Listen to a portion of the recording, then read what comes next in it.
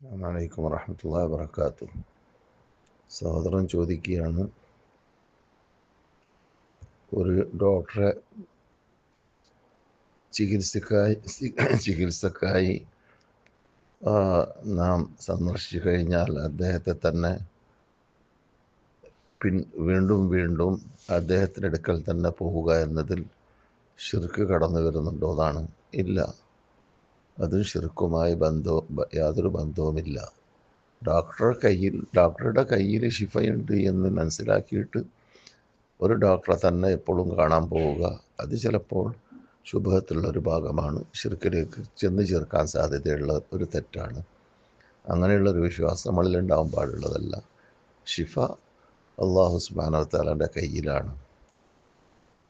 ചികിത്സ, ഡോക്ടർമാരുടെ അടുക്കലേക്ക് പോക്ക്, ഇതൊക്കെ അസ്ബാബുകൾ മാത്രമാണ്. ആ അസ്ബാബുകൾ നാം ഉണ്ടാക്കിയെടുക്കൽ നമ്മുടെ ബാധ്യതയിൽപ്പെട്ടതാണ്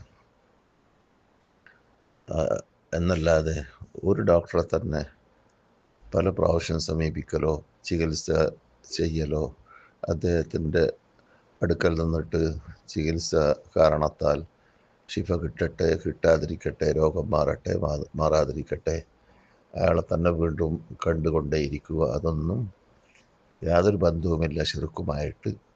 ശിർക്കുമായി ബന്ധമുണ്ടാകുന്ന രൂപം ഞാൻ പറഞ്ഞ മാതിരി അയാളിലേക്കെല്ലാം അർപ്പിച്ച്, ഡോക്ടറിലേക്കെല്ലാം അർപ്പിച്ച്, ഡോക്ടറിൽ കൂടി മാത്രമാണ് ശിഫ ലഭിച്ചത്, ഇന്ന ഡോക്ടറാണ് ശിഫ ലഭിക്കാൻ പറ്റുന്ന ആൾ എന്ന് മനസ്സിലാക്കി അള്ളാഹുവിൻ്റെ അവകാശം സൃഷ്ടികൾക്ക് വകവെച്ച് കൊടുക്കുമ്പോഴാണ് ശിർക്കായി മാറുക. അല്ലാതെ അള്ളാഹു സുബ്ഹാനഹു വ തആലാൻ്റെ സിഫാത്തിലോ അഫ്ആലിലോ, അള്ളാഹുവിൻ്റെ സിഫാത്തുകളിലോ അഫ്ആലിലോ നാം സൃഷ്ടികളെ പങ്കു ചേർത്താൽ, അതുപോലെ തന്നെ അള്ളാഹുവിൻ്റെ ദാത്തിലോ സിഫാത്തിലോ അഫ്ആലിലോ സൃഷ്ടികളെ പങ്കു ചേർത്താലാണ് ശിർക്കായി മാറുക. അതാണ് ഈ വിഷയത്തിൽ മനസ്സിലാക്കേണ്ടത്. ഇനിയും വിശദീകരണം ഈ വിഷയത്തിൽ ആവശ്യമുണ്ടെങ്കിൽ ചോദിക്കാവുന്നതും ആണ്. അസ്സലാമു അലൈക്കും വറഹ്മത്തുള്ളാഹി വബറകാതുഹു.